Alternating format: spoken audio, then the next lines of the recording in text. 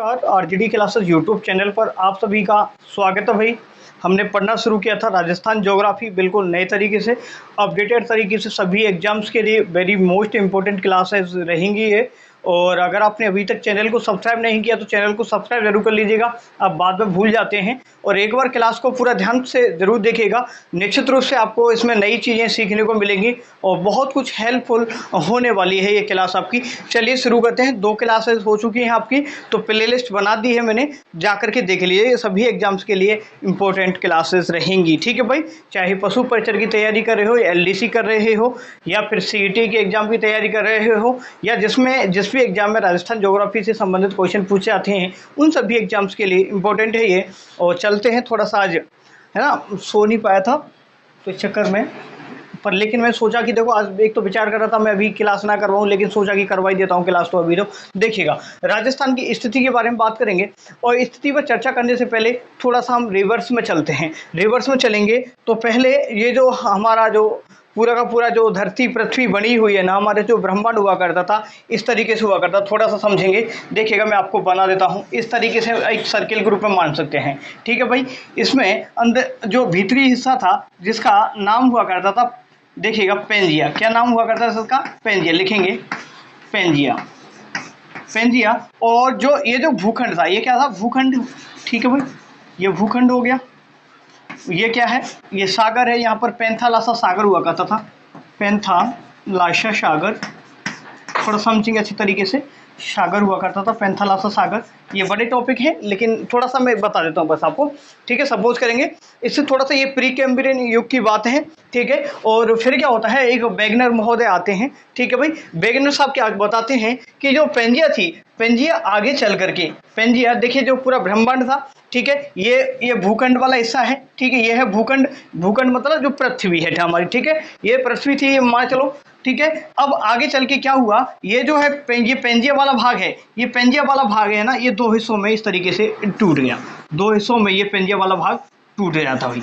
आगे जाके ये जो 2 भागों में ये पेंजिया वाला हिस्सा था, ये आगे टूट जाता है। और ऊपरी हिस्से को बोलते हैं हम अंगारा लैंड, लिखेंगे। थोड़ा सा कम बता रहा हूँ ना आज, है ना। अंगारा लैंड, ये इस पर बहुत बड़ी क्लासेस हो सकती हैं करवाएं तो। अंगारा लैंड, और नीचे का है गोंडवाना लैंड, ठीक है। सब इसी को लॉरेंसिया भी बोलते हैं, लॉरेंसिया भी बोलते हैं, समझ से जाएंगे। देखिएगा, ये है एक तरीके से पूरा ब्रह्मांड। तो इसमें जो ये जो भूखंड था, इस भूखंड को नाम दिया था किसने? पेंजिया नाम किसने दिया भाई? तो आपको बताना है वेगनर महोदय ने, वेगनर, ठीक है ने, वेगनर ने दिया भाई, ठीक है। ध्यान रखेंगे, वेगनर महोदय ने पेंजिया के बारे में बताया और पेंजिया के जो विभाजित हुए उसके बारे में बताया, ठीक है भाई। नेक्स्ट बात करेंगे, यहाँ पे ये जो पूरा जो साइड में था तालाब था, तो इस तालाब को या पानी वाले क्षेत्र को नाम दे दिया पैंथालासा। ये आगे चल करके 2 हिस्सों में बटेगी। तो ऊपरी हिस्सा होता है अंगारा लैंड बोलेंगे, निचले हिस्से को बोलेंगे हम कौन सा? गोंडवाना लैंड। इससे जो हिस्से बनते हैं पृथ्वी पर जो भूखंड है, इसमें जो आपका आएगा, देखो इसमें एक आ जाएगा नॉर्थ अमेरिका आ जाएगा, ठीक है भाई। उत्तरी अमेरिका, नॉर्थ अमेरिका आ जाएगा, ठीक है। नॉर्थ अमेरिका की बात करें, इसमें कौन सा? North America. और यूरेशिया इसी में आ जाएगा, ठीक है। यूरेशिया भी इसी में आ जाएगा। आगे ये वर्ड ज्योग्राफी के थोड़ा सा समझ लो बस, है ना। तो जो हमारा वर्ड है, तो ऊपरी हिस्सा जो बना था वो कौन? ये अंगारा लैंड से बना था। नीचे का हिस्सा था जिसे गोंडवाना लैंड बोलते हैं, याद रखेंगे। ऊपरी हिस्सा अंगारा लैंड, नीचे निचला हिस्सा है जिसे गोंडवाना लैंड कहते हैं। क्या बोलते हैं? गोंडवाना लैंड। समझ आया? नेक्स्ट बात करेंगे। अब होता क्या है इसमें, यहाँ पर जो गैप बना था बीच में, तो यहाँ पर क्या हुआ, इसमें इस क्षेत्र में पानी भर गया, तो यहाँ पर बन जाता है टेथिस महासागर, टेथिस महासागर। आगे और बताएंगे इनके बारे में डिटेल में ना, थोड़ा समझ लो। टेथिस महासागर बन जाता है।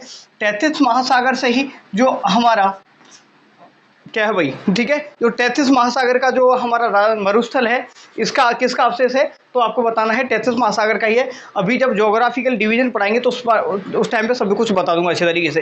थोड़ा समझ लो कि इस तरीके से एक भूखंड हुआ करता था। भूखंड 2 हिस्सों में टूटा। ऊपरी हिस्से को अंगारा लैंड, निचले हिस्से को गोंडवाना लैंड के नाम से जानते हैं।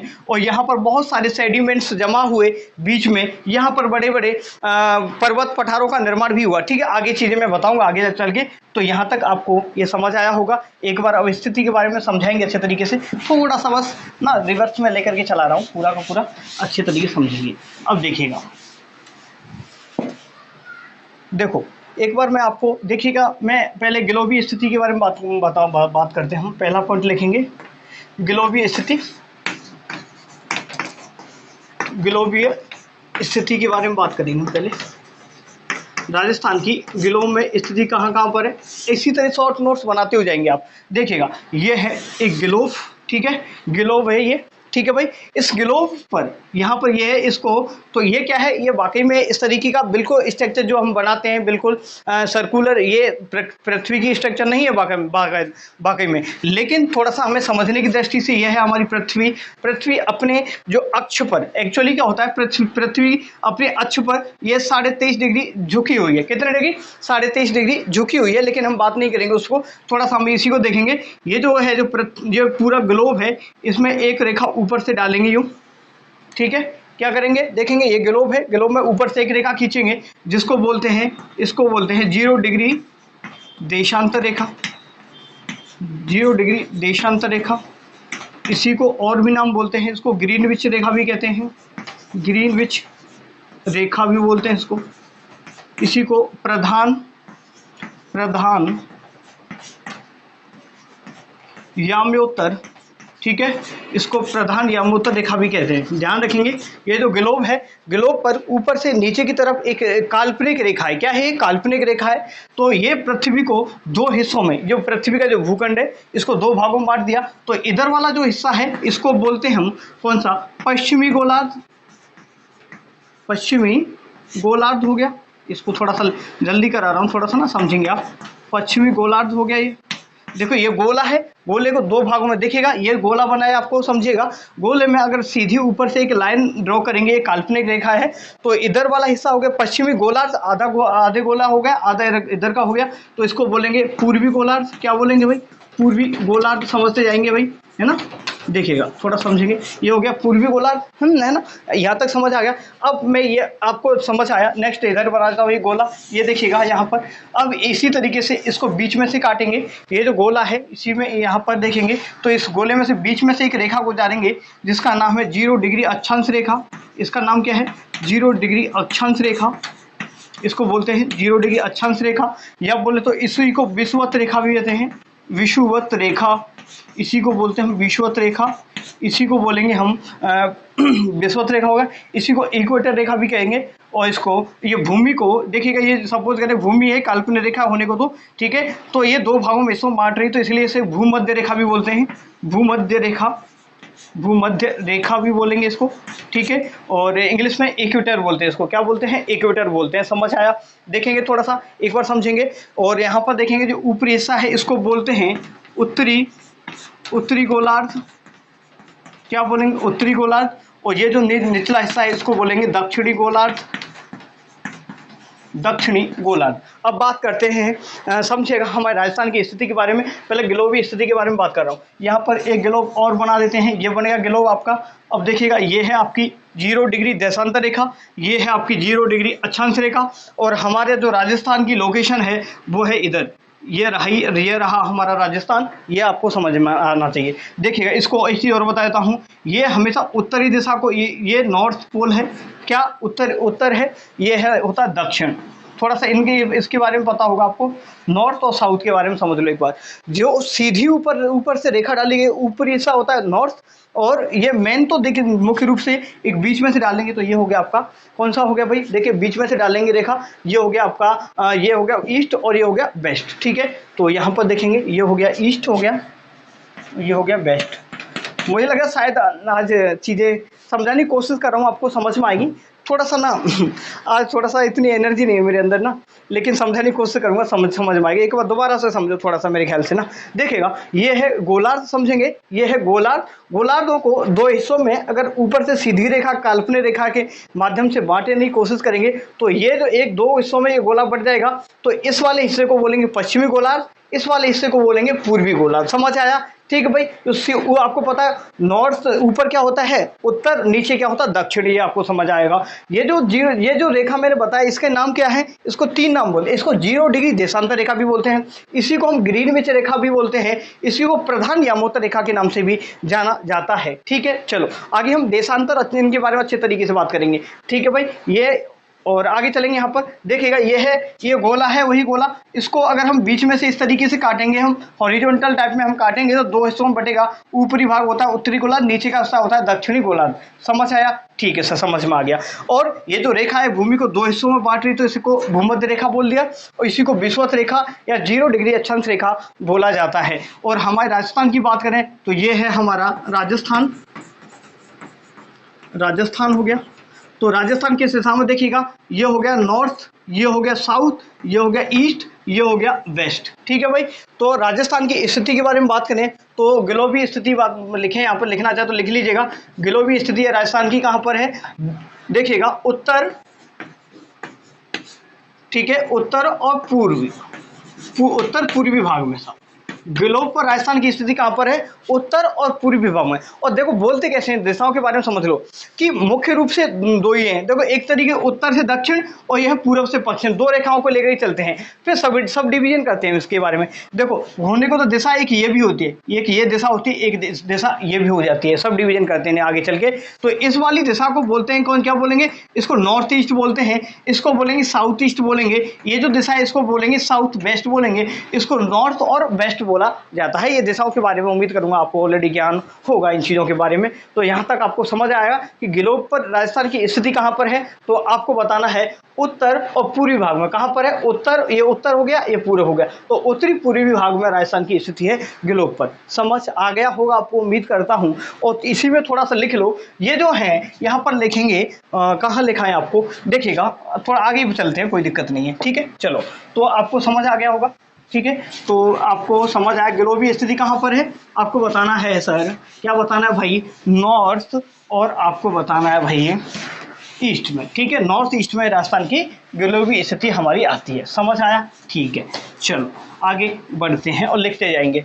नेक्स्ट हम बात कर लेते हैं थोड़ा सा, ग्लोबी स्थिति बात कर ली, अब महाद्वीप के बारे में बात कर लेते हैं। दूसरा पॉइंट, महाद्वीप के बारे में बात कर लेते हैं। महाद्वीप में कौन सी दिशा है, ठीक है, ये है हमारा, यहाँ पर है कि एशिया महाद्वीप है। एशिया महाद्वीप की बात बना देता हूँ इस तरीके से, कुछ एशिया महाद्वीप। ठीक है, देखिएगा ये है हमारा एशिया महाद्वीप। ठीक है, एशिया महाद्वीप को अगर हम इस तरीके से हम डिवाइड करने की कोशिश करेंगे, एशिया महाद्वीप को अगर हम 4 भागों में डिवाइड करेंगे तो राजस्थान, देखिएगा राजस्थान की स्थिति यहाँ पर आती है, कहाँ पर आती है, यहाँ पर आती है, समझेंगे। तो आपको बताना महाद्वीप में बताना है तो राजस्थान की स्थिति यहाँ पर आती है, एग्जैक्ट यहाँ पर। ठीक है, तो बताएंगे आपको कहाँ पर है, ये हो गया नॉर्थ, ये हो गया आपका साउथ, ये हो गया वेस्ट, ये हो गया ईस्ट, समझेंगे। तो राजस्थान की स्थिति कहाँ पर हो गई, महाद्वीप में बात करें, ये एशिया महाद्वीप की बात कर रहे हैं।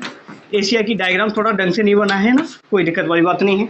तो एशिया में स्थिति के महाद्वीप के हिसाब से बात करें तो राजस्थान की स्थिति कहाँ पर हो गई, तो आपको बताना है सर दक्षिण पश्चिम दिशा में। कहाँ पर है, दक्षिण लिखते हुए जाएंगे, पश्चिम दिशा में। ठीक है भाई, तो राजस्थान की स्थिति दक्षिण पश्चिम दिशा में हो गई। ठीक है, आगे बढ़ते हैं और अब हम बात करेंगे हमारे भारत के रेस्पेक्ट में, भारत के रेस्पेक्ट में बात करेंगे। देखो भारत में कहाँ पर है, ये है हमारा भारत।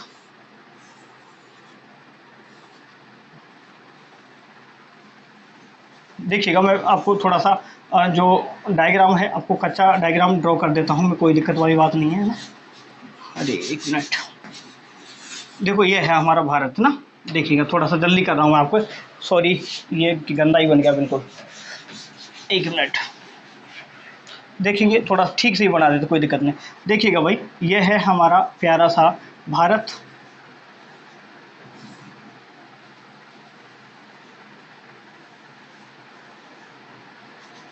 ठीक है, ये देखिएगा यहाँ पर, ये है हमारा भारत। तो ये है हमारा भारत, देखेंगे यहाँ पर। ठीक है भाई, तो ये हो गया, ठीक है, ये हो गया भारत।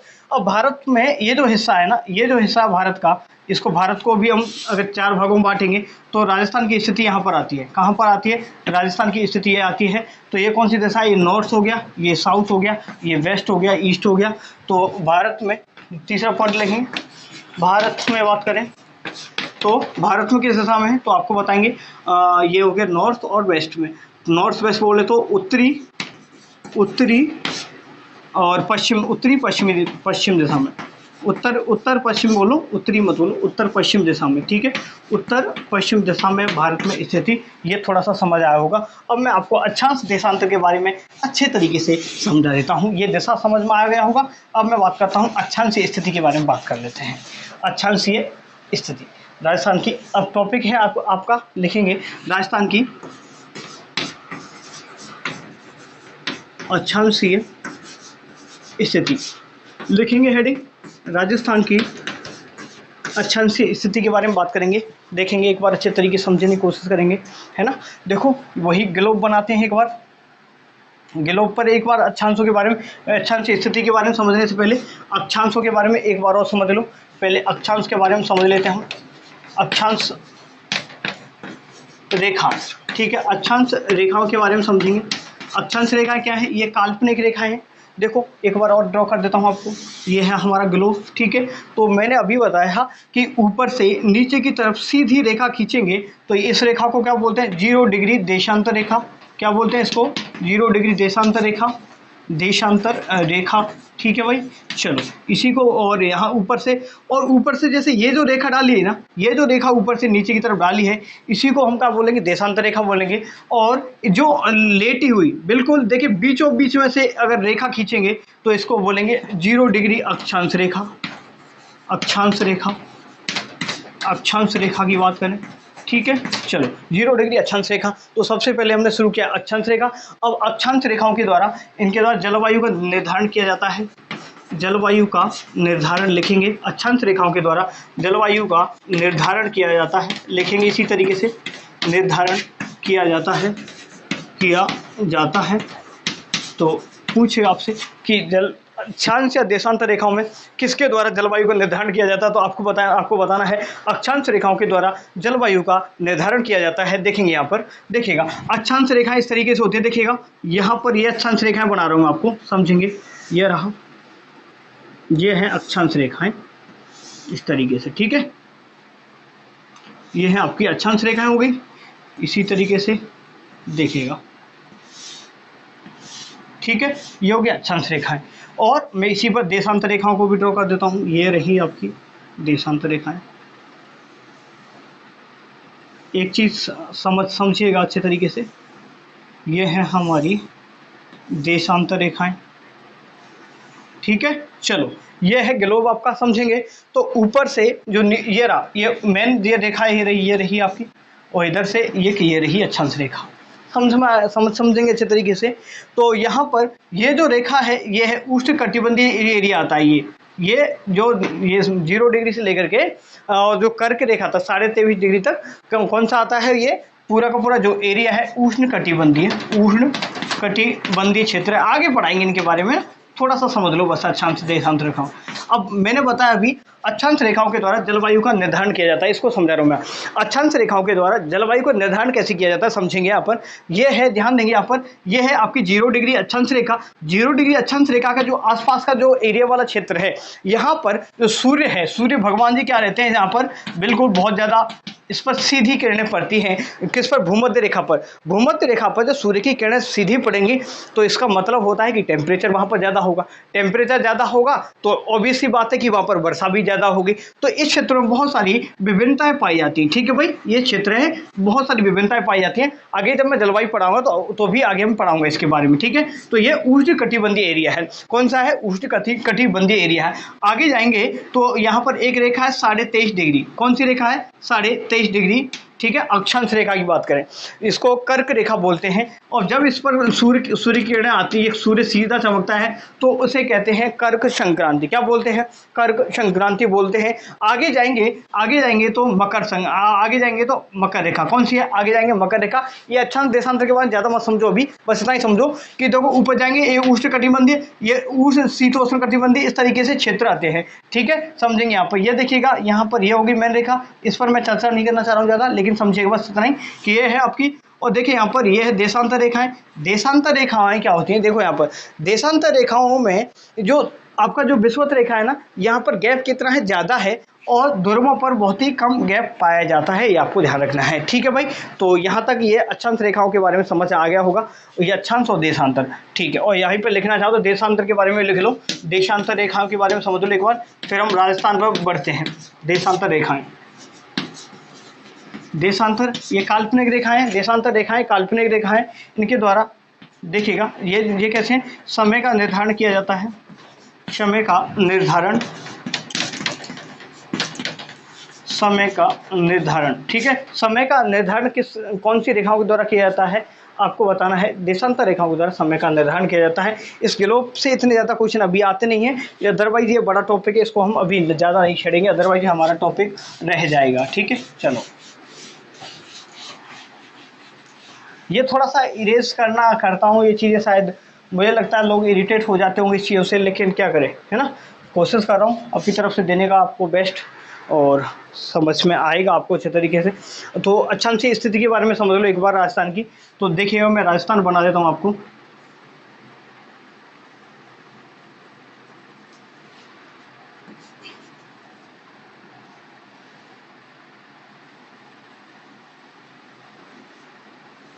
देखिएगा ये है हमारा राजस्थान। ठीक है भाई, ये है हमारा राजस्थान। ये कुछ ठीक है क्या, कोई दिक्कत नहीं है ना। देखो थोड़ा सा इधर से ये ना ठीक नहीं बना, पर हमें इससे कोई ज़्यादा मतलब भी नहीं है। ठीक है, समझेंगे अच्छे तरीके से आपको। देखिएगा ये है हमारा राजस्थान। राजस्थान की बात करें यहाँ पर, तो यहाँ पर देखेंगे एक बीच में से एक रेखा गुजारते हैं, ये रहा, ये कौन सी है, अक्षांश रेखा है, और ऊपर से नीचे की तरफ आएंगे ये देशांतर रेखा है। तो यहाँ ये कौन सा है, देखिएगा यहाँ पर कौन सा पश्चिम, कौन सी दिशा है, ये पश्चिम दिशा है। ये कौन सी दिशा है, पूर्वी दिशा है, पूर्वी दिशा। ठीक है, पूर्वी दिशा और पश्चिमी दिशा है, समझेंगे इसके अच्छे तरीके से। राजस्थान की पश्चिम या पूर्व से पश्चिम की लंबाई है 869 किलोमीटर। कितनी है, 869 किलोमीटर है। और उत्तर से दक्षिण की लंबाई है 826। ये तो है, ये साइड बना देते हैं, और 826 किलोमीटर ही है। आपको बताना है उत्तर से दक्षिणी, जूनियर अकाउंटेंट में एक क्वेश्चन पूछा गया था कि पूर्व से पश्चिम की लंबाई कितनी है, तो 869 किलोमीटर।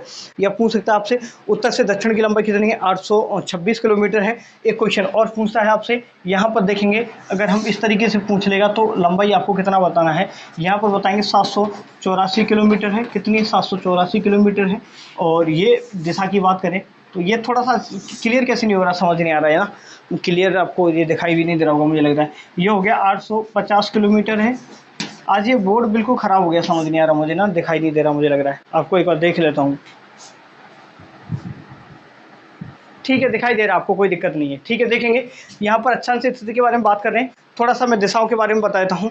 ये उत्तर दिशा है, ये आपकी दक्षिण दिशा है, ये पूर्व दिशा है, ये पश्चिम दिशा है। ठीक है भाई, समझ आया। तो नॉर्थ हो गया, ईस्ट हो गया, साउथ हो गया, वेस्ट हो गया, ये दिशाएं हो गई। थोड़ा सा ओवरव्यू समझिएगा एक बार। उत्तर से दक्षिण की लंबाई की बात करें तो 826 किलोमीटर, यहाँ पर ये साइन बना दिया मैंने। उत्तर से दक्षिण की लंबाई कितनी है राजस्थान की, 826 किलोमीटर है। पूर्व से पश्चिम की लंबाई कितनी है, 869 किलोमीटर। कितनी है, 869 किलोमीटर लंबाई है राजस्थान की। अगर हम बात करें राजस्थान की लंबाई, क्यों कहाँ से, ये हो गया ईस्ट, साउथ ईस्ट से, ये हो गया साउथ ईस्ट दिशा हुई। कौन सी, साउथ ईस्ट से लेकर के नॉर्थ वेस्ट तक, साउथ ईस्ट से लेकर के नॉर्थ वेस्ट तक की लंबाई कितनी है, तो ये है 850 किलोमीटर। और अगर आपसे पूछेगा साउथ और वेस्ट से लेकर के नॉर्थ और ईस्ट की लंबाई कितनी है, तो 784 किलोमीटर, ये आपको बताना है। समझ आया होगा, ये आपको अच्छे तरीके से समझ गए। ठीक है, अब बात कर रहे हैं हमने पहले बात की अक्षांश रेखाओं के बारे में बात की है। तो यहाँ पर देखेंगे, यहाँ पर एक अक्षांश रेखा है, यहाँ पर जो अक्षांश रेखा है देखिएगा, देखेंगे, देखो ये रही आपकी अक्षांश रेखा, ये देशांतर होगी, ये अक्षांश रेखा होगी, ये रही आपकी। ठीक है, तो ये जो अक्षांश, ये विस्तार कितना है, यहाँ से यहाँ तक का विस्तार कितना है, तो यहाँ पर एक रेखा है 23 डिग्री 03 मिनट। ठीक है, और ऊपर जाएंगे तो ये है 30 डिग्री 12 मिनट। कितना, 30 डिग्री 12 मिनट आपका तो अक्षांशीय विस्तार है। तो लिखेंगे अक्षांशीय विस्तार, अक्षांशीय विस्तार कितना है राजस्थान का। ये आज बोर्ड पर चल नहीं रहा भाई, है ना, पता नहीं, मैंने थोड़ा सा पानी से इसको इरेज कर दिया था, पता नहीं इस चक्कर में हो गया होगा। तो अक्षांशीय विस्तार कितना है देखेंगे, यहाँ पर आपको बताना है 30 डिग्री 12 मिनट से लेकर के कहाँ तक है, ये और 23 डिग्री 03 मिनट तक है। बोलेंगे तो 60 डिग्री 09 मिनट, ये इसका अंतर है। तो अंतर भी पूछा गया है कि जो राजस्थान का विस्तार कितने अक्षांश में, तो आपको बताना है 60 डिग्री 09 मिनट। और अब इसकी दिशा कौन सी बताएंगे, तो आपको हमेशा दिशा मैं पहले बता दिया कि राजस्थान कहाँ पर है ग्लोब पर। ग्लोब पर राजस्थान का की स्थिति कहाँ पर है, नॉर्थ और ईस्ट में। तो नॉर्थ ईस्ट इसको बोलेंगे, नॉर्थ और ईस्ट दिशा में कहाँ पर है, नॉर्थ। 60 डिग्री 09 मिनट आपका जो राजस्थान का अक्षांशीय विस्तार देखने को मिलेगा। अगर मैं बात करूँगा यहाँ पर मैं बात करूँ देशांतरों की भी बात कर लें साथ में, एक बार अक्षांशों की बात में और कर लेते हैं, एक बार अक्षांशों पर बात करते हैं। तो राजस्थान को बिल्कुल मध्य में से जो अक्षांश रेखा गुजर के जाती है ना, बिल्कुल राजस्थान के बीचों बीच में से जो अक्षांश रेखा गुजर के जाती है, तो उसका नाम है 26.5 डिग्री। तो राजस्थान को लगभग दो भागों में विभक्त करने वाली रेखा क्या है, तो अक्षांश रेखा की बात कर रहा हूँ। तो ये है आपकी 26.5 डिग्री। कौन सी है, 26.5 डिग्री अक्षांश रेखा आपको बताना है। 26.5 डिग्री अक्षांश रेखा राजस्थान को बिल्कुल दो भागों में बांट देती है। और यहाँ पर ये बीच में राजस्थान का मध्य का गांव की बात करें, मध्य गांव कौन सा है, तो मध्य का गांव बताना है आपको। तो लंपा लोई गांव है मेड़ता में। कहाँ पर है भाई, मेड़ता, ठीक है भाई। और एक सैटेलाइट सर्वे के हिसाब से बात करूँ मैं, सैटेलाइट सर्वे के हिसाब से मैं बात करना चाहूँ, तो सैटेलाइट सर्वे के हिसाब से एक गांव है गगराना। कौन सा गांव है, ये नागौर में है, गगराना गांव कहाँ है, ये नागौर में है। कहाँ पर है, ये नागौर में, ध्यान देंगे ये नागौर में। समझ में आया होगा उम्मीद करूँगा, है ना। तो मुझे अभी जाना है ना, कोई दिक्कत नहीं, लेकिन भाई एक बात समझ लीजिएगा अच्छे तरीके से, ये दिखाई दे रहा भी नहीं दे रहा मुझे समझ नहीं आ रहा। हाँ दिखाई तो दे रहा है आपको ना, कोई दिक्कत वाली बात नहीं। पानी पी लेता हूँ, एक बार समझिएगा इसको।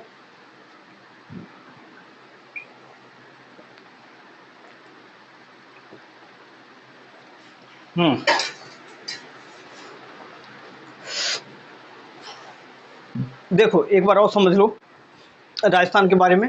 पहले हम अक्षांश स्थिति के बारे में बात करें, और थोड़ा सा ओवरव्यू अक्षांश देशांतर के बारे में मैंने बता दिया।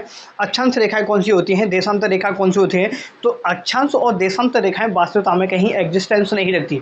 अक्षांश देशांतर रेखाएं वास्तविकता में कहीं भी एग्जिस्टेंस नहीं रखती, लेकिन ये काल्पनिक रेखाएं हैं। अध्ययन की दृष्टि से जो काल्पनिक रेखाएं बना दी गई अक्षांश और देशांतर रेखाएं, तो उसके हिसाब से हम अध्ययन करते हैं। और जो अक्षांश रेखाएं होती हैं, मैंने बताया अक्षांश रेखाओं के द्वारा जलवायु का निर्धारण किया जाता है। किसका, जलवायु का निर्धारण किया जाता है अक्षांश रेखाओं के द्वारा। और देशांतर रेखाओं के द्वारा मैंने बताया समय की गणना की जाती है या समय का निर्धारण किया जाता है। समझ आया होगा आपको। दो देशांतरों के बीच की जो दूरी होती है 111.3 किलोमीटर होती है, और सर्वाधिक दूरी जो देशांतरों के बीच होती है वो कहाँ पर होती है, भूमध्य रेखा पर होती है। और सबसे कम जो देशांतरों के बीच दूरी होती है वो कहाँ पर, पोल पर होती है, ध्रुवों पर होती है। समझ आया होगा, ठीक है। अब अक्षांश के बारे में बात कर रहे थे हमारे राजस्थान के रेस्पेक्ट में, तो राजस्थान के रेस्पेक्ट में अक्षांशों के बारे में बात कर रहे थे। अक्षांशों के बारे में कैसे बात कर रहे हैं, क्योंकि राजस्थान की जो जलवायु कैसी है, तो मैंने क्या बताया अभी कि अक्षांशों के द्वारा जलवायु को निर्धारण किया जाता है। जलवायु का पता लगाया जाता है कि किस क्षेत्र में कैसी जलवायु पाई जाती है। हमें क्या पता है यहाँ अमेरिका के उत्तरी हिस्से में कौन सी जलवायु पाई जा रही है, लेकिन हम अगर वहाँ पर देखेंगे ना अक्षांश की दृष्टि से किस अक्षांश में आ रहा है ना वो एरिया, तो हम अच्छे तरीके से बता सकते हैं कि वहाँ पर कौन सी जलवायु पाई जाएगी। समझ आया, ठीक है। तो हम इसी तरीके से हम राजस्थान की बात करें, तो राजस्थान का जो अक्षांशीय विस्तार देखेंगे यहाँ पर, राजस्थान का जो अक्षांशीय विस्तार है यह है हमारा राजस्थान। नीचे वाला जो हिस्सा है यहाँ पर राजस्थान का, यहाँ पर जो नीचे वाला हिस्सा है, यहाँ पर एक गाँव है जिसका नाम क्या है भाई, बोरकुंड। कौन सा गाँव है, बोरकुंड गाँव है, इसको लिख लो एक बार। गाँव का नाम है बोरकुंड, और जिला कौन सा है, बांसवाड़ा। ये कल की क्लास में भी मैं बता चुका हूँ यार, इसको तो एक बार समझिएगा। तो राजस्थान में के जो दक्षिणतम बिंदु से जो अक्षांश रेखा गुजर के जाती है उसको बोलते हैं, देखिएगा 23 डिग्री 03 मिनट और नॉर्थ ईस्ट सभी में ये दिशा का ध्यान रखेंगे। राजस्थान में कहीं भी आपको देशांतर की बात हो या फिर अब अक्षांश की बात हो तो आप सिर्फ नॉर्थ ईस्ट ही बताएंगे। मैं आपको ग्लोब पर स्थिति बता चुका हूँ, राजस्थान की स्थिति कहाँ पर है, तो नॉर्थ ईस्ट में ग्लोब में स्थिति है। समझ आया? तो राजस्थान के जो दक्षिणतम बिंदु से जो अक्षांश रेखा गुजरती है उसका नाम क्या है, 23 डिग्री 03 मिनट यहाँ से गुजरती है रेखा। और राजस्थान का जो दक्षिणतम गांव है उसका नाम है बोरकुंड और यहाँ पर कुशलगढ़ तहसील है और बांसवाड़ा जिला है। नेक्स्ट बात करें उत्तरी भाग की बात करें तो यहाँ पर जिला आता है श्री गंगानगर जिला है। यहाँ पर कोड़ा गांव है, जो कि कल मैंने बता दिया था कि गंगा बोलती है कौन है घर पे, तो कोड़ा गांव, ये ट्रिक से याद कर पाया था, कल की क्लास देख लीजिएगा। तो यहाँ पर कोड़ा गांव है, ये आपको ध्यान रखना है। अब यहाँ पर तो कौन सी रेखा जाती है, राजस्थान के टॉप वाले पार्ट से कौन सी रेखा गुजरती है, तो आपको बताना है 30 डिग्री 12 मिनट। कितना? 30 डिग्री 12 मिनट नॉर्थ ईस्ट अक्षांश रेखा है, उत्तरी पूर्वी अक्षांश रेखा गुजर के जाती है। यहाँ से यहाँ तक की जो लंबाई है 826 किलोमीटर। कितनी है? 826 किलोमीटर लंबाई है। इसी तरीके से देशांतर के बारे में बात करेंगे अभी। तो देशांतरों की लंबाई बात करें तो पूर्व से पश्चिम की जो लंबाई है 869 किलोमीटर। कितनी है? 869 किलोमीटर है। समझ आया होगा। इसी तरीके से थोड़ा सा और हम बढ़ेंगे, अगर ये उपदिशाओं की बात करें, अब हम ये तो मूल दिशाएं हो गई 4, उत्तर दक्षिण पूर्व पश्चिम, ये मूल दिशाएं होगी। अगर उप दिशाओं की रेस्पेक्ट में बात करें तो ये दिशा कौन सी है, ये है नॉर्थ और वेस्ट। तो नॉर्थ वेस्ट की बात करें, नॉर्थ वेस्ट से लेकर के ये है साउथ ईस्ट तक की बात करें तो ये जो लंबाई है पूरी की पूरी, तो इसको ये कितनी है, 850 किलोमीटर। याद रहे कितनी है, 850 किलोमीटर है। और इस उप दिशा को क्या बोलते हैं, आग्नेय दिशा भी बोलते हैं। देखो इस दिशा को ईशान दिशा भी बोलते हैं, ईशान दिशा भी बोलते हैं।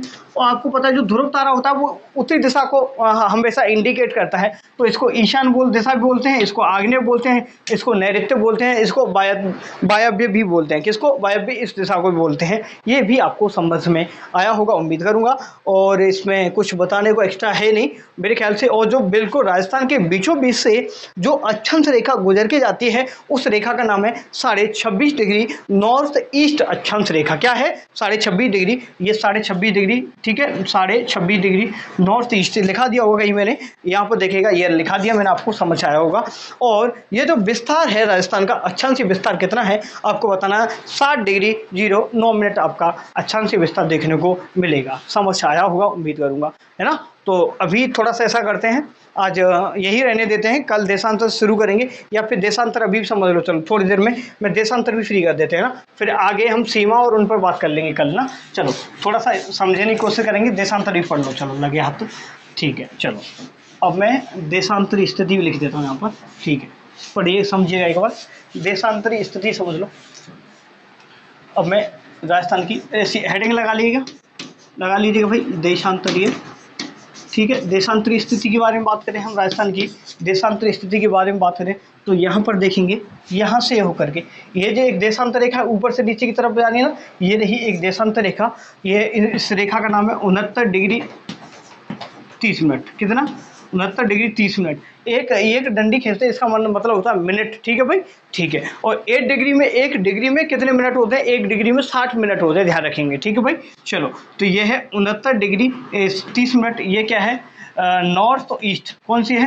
नॉर्थ ईस्ट क्या है आपकी देशांतर रेखा है। यहाँ पर एक गांव जिला है जैसलमेर, यहाँ पर गांव पड़ेगा, यहाँ पर देखेंगे, यहाँ पर गांव का नाम है कटरा, गांव का नाम है कटरा, और जिला हो गया आपका जैसलमेर। ये कल की क्लास में बता चुका हूँ।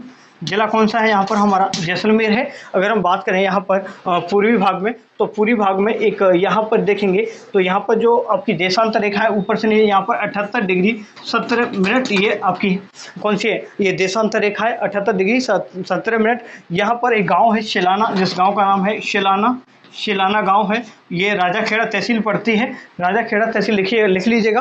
कुछ चीज़ें मैं बता नहीं रहा हूँ, लिखा नहीं रहा हूँ, अब नोट कर लीजिए करना चाहे तो। राजाखेड़ा तहसील पड़ती है यहाँ पर, और ये धौलपुर में है, ठीक है, धौलपुर, ध्यान रखेंगे, है ना। चलो अब समझिएगा अच्छे तरीके से इसके बारे में। देखिएगा अक्षांश रेखाओं, अभी देशांतर रेखाओं की बात करेंगे तो राजस्थान का देशांतरी विस्तार कितना है भाई? देखो देशांतर ऊपर लिख दिया। अब देशांतरी विस्तार कहाँ से कहाँ तक है देखेंगे, आपको बताना है 69 डिग्री, देखिएगा 69 डिग्री 30 मिनट से लेकर के कहाँ तक है भाई? आपको बताना है 78 डिग्री 17 मिनट, ठीक है, 78 डिग्री 17 मिनट हो गया। ठीक है। 78 डिग्री 17 मिनट हो गया। पानी पी लेता हूँ, बार बार चीज़ें, गला सूख रहा है मेरा, कोई दिक्कत वाली बात नहीं है लेकिन ना, ठीक है।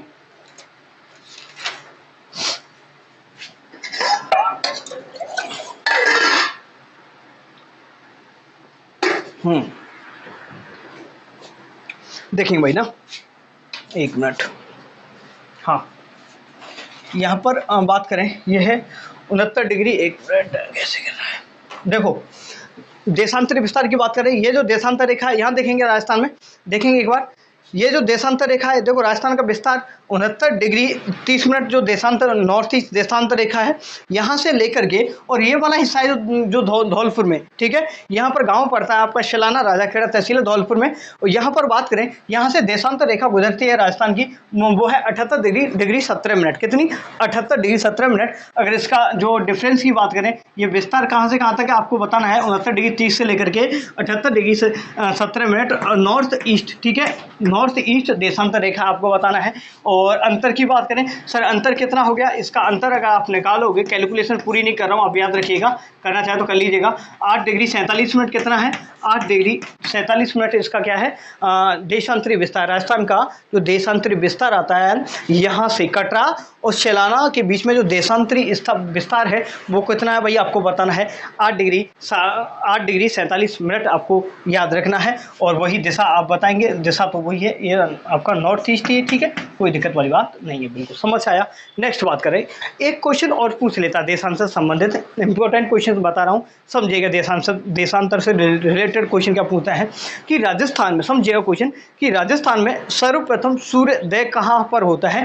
तो अगर क्वेश्चन आता है राजस्थान में सर्वप्रथम सूर्योदय कहाँ होता है, तो आपको बताना है धौलपुर में राजस्थान में सबसे पहले सूर्योदय होता है, क्योंकि सूर्य की किरणें वहीं से आएंगी। और भारत में बात करें तो अरुणाचल प्रदेश में सबसे पहले सूर्योदय होता है, ध्यान रखेंगे। तो राजस्थान की बात करें तो राजस्थान में सबसे पहले सूर्योदय कहाँ होता है, तो आपको बताना है सर धौलपुर में होता है। और सबसे बाद में सूर्योदय कहाँ पर होता है, तो आपको बताना है सर सबसे बाद में सूर्योदय होता है जैसलमेर में। कहाँ पर होता है, जैसलमेर में, आपको ध्यान रखना है। और जैसलमेर में सबसे बाद में सूर्योदय होता है, और सबसे बाद में सूर्य अस्त भी यहीं से सबसे बाद में होता है। तो सबसे पहले सूर्य अस्त देखेगा, सबसे पहले सूर्योदय यहाँ पर होगा और सूर्य अस्त भी यहाँ पर होगा। थोड़ा कॉन्सेप्ट समझ लो अच्छे तरीके से, देखिएगा पहले यहाँ पर सूर्य की किरण आएगी ना, तो यहाँ से चलते हुए इधर की तरफ बढ़ेगी, नहीं बढ़ेगी, धीरे धीरे तो यहाँ तक आएगी, तो बहुत लेट हो जाता है ना, ठीक है। अब यहाँ से अगर मानते हो सूर्योदय होगा तो लेट ही होगा, सूर्य किरणें यहाँ आएंगी, तो इस तरीके से लगभग 35 मिनट का टाइम डिफरेंस आ जाता है। कितना, तो कितना डिफरेंस आता है, तो 35 मिनट का। राजस्थान के पूर्व से पश्चिमी भाग तक, पूर्वी भाग कर लो ना, पूर्वी भाग से पश्चिमी भाग तक 35 मिनट का समयांतराल होता है। कितना होता है, तो समयांतराल की बात करें तो आपको बताना है लगभग 35 मिनट का समयांतराल हो जाता है। और एक देशांतर को पार करने में, सूर्य को एक देशांतर को पार करने में 4 मिनट का समय लगता है। कितने का, 4 मिनट का समय लगता है, आपको बताना है। तो यहाँ पर विस्तार कितना है, 8 चौका 32, तो मोटा मोटा कैलकुलेशन कर लीजिएगा, ये लगभग 35 मिनट समथिंग मिनट आता है, बस ध्यान रखेंगे। तो लगभग 35 मिनट राजस्थान में जो समय लगा, टाइम डिफरेंस आ जाता है। अगर हम पूर्व से पश्चिम में राजस्थान में जो टाइम डिफरेंस की बात करें तो लगभग 35 मिनट का आ जाता है। तो ये मैंने पूरी स्थितियाँ समझा दी है, देशांतरों के कारण ही आता है। और समय का भी देखो, कैलकुलेशन समय की भी चलती हुई जा रही है, आपको समझ आया होगा। और आपको बता दिया कि राजस्थान में सबसे पहले सूर्योदय कहाँ पर होगा, तो होगा आपका धौलपुर में। और सूर्य अस्त भी कहाँ पर होगा सबसे पहले, तो आपको बताना धौलपुर में। सबसे बाद में सूर्योदय कहाँ पर होगा, आपको बताना सर जैसलमेर में। और सबसे बाद में सूर्य अस्त भी कहाँ पर होगा, आपके जैसलमेर में। समझ आ गया होगा। ये देशांतरी विस्तार बता दिया, यहाँ पर गांव है सिलाना धौलपुर में, ये बता दिया मैंने आपको, कटरा, ये सब चीज़ें समझा दी। उम्मीद करूँगा अच्छा देशांतर के बारे में जो कॉन्सेप्ट था थोड़ा सा, ये मैंने समझा दिया। अब कल की क्लास में हम अच्छी तरीके से बात करेंगे। कल नहीं, कल तो क्या है मेरा, कल है 18, कल कितना है 18 आपका मई चल रहा है ना, 18 में 2024, 18 में कल का मेरा एग्ज़ाम है असिस्टेंट प्रोफेसर का, एपी का एग्ज़ाम है कल मेरा। तो कल मैं आपकी क्लास नहीं कर पाऊँगा, क्लास होगी आपकी परसों के दिन, है ना। परसों आपकी क्लास होगी, मतलब बोले तो 20 तारीख को क्लास, 19 को तारीख को क्लास होगी आपकी। और कोशिश करूँगा कि इसको कंटिन्यू कर पाऊँ। थोड़ा सा अभी ये बोर्ड साथ नहीं दे रहा हमारा, सब सुविधाएँ हमारा साथ नहीं दे पा रही हैं, तो इसमें हम कर ही क्या सकते हैं। अभी देखो सच बता रहा हूँ, रात में सोया भी नहीं हूँ। अभी बिल्कुल इच्छा नहीं हो रही थी, ऐसा कर रहा था कि सो लेता हूँ, फिर नहीं, मैंने सोचा नहीं यार, आपको बोल दिया कि मैं क्लास करवाऊँगा तो करवाऊँगा इसका मतलब। तो मैं लाइब्रेरी भी जाने वाला था, बहुत नींद आ रही है, लेकिन फिर भी मैंने क्लास आपको करवाई। तो थोड़ा सा आपको अच्छी लगती हो क्लास तो सपोर्ट किया करें। और जब स्ट्रगल टाइम चल रहा होता है किसी भी व्यक्ति का, मेरा पर्सनली मानना ये भी है कि जब स्ट्रगल टाइम किसी का चल रहा हो ना, मेरा हो, आपका हो, किसी का भी हो, तो उस टाइम पे ना हो सके तो उस व्यक्ति की सपोर्ट किया करो, हेल्प किया करो किसी भी तरीके से। अगर उस टाइम पे ना उस इंसान को थोड़ी-सी हिम्मत मिल जाती है तो चीज़ें बेटर बन जाती हैं। तो बस यही है, थोड़ा-सा बस यही है आपकी तरफ से कि थोड़ा-सा इसको चैनल को सब्सक्राइब वगैरह करवा दिया करो, और कोई दिक्कत वाली बात नहीं है। और बढ़िया, ठीक है। आँखों में नींद आ रही है बहुत तगड़ी वाली। उम्मीद करूँगा ये समझ में आया होगा। फिर भी अगर कोई डाउट रह गया हो, कोई चीज़ हो, तो आप मुझे कमेंट बॉक्स में जा कर के पूछ सकते हैं। फिर क्या करते हैं, तो बंद करते हैं इसको, और क्या करें। और मेरे ख़्याल से ना जीवन में एक चीज़ और ध्यान रखिएगा, मुझे ऐसा लगता है कि जीवन में कभी-कभार ना परिस्थितियाँ कैसी भी प्रतिकूल क्यों ना आ जाएँ, चाहे कितनी भी परिस्थितियाँ प्रतिकूल क्यों ही ना ही आ जाएँ, लेकिन आप लोगों को उस टाइम को ऐसे नहीं कि अपने आप पर बर्डन ले लेना है ना? बोझा नहीं समझना। उस विपरीत समय चल रहा है आपका, तो उसको थोड़ा-सा अपने आप पर बोझ मत समझिएगा। उस टाइम को अगर आपको यूज़ ही करना है, आप उस टाइम को निकालना है, तो एक तरीके से एक टास्क समझ कर के उस टाइम को स्पेंड करें कि मुझे भगवान जी ने ये जो संघर्ष करने का जो मुझे मौका दिया है, तो वो अच्छे के लिए दिया है निश्चित रूप से, और अच्छा ही होगा आने वाले टाइम में। तो बस मेहनत करते रहना भाई, मेरे ख़्याल से। धन्यवाद।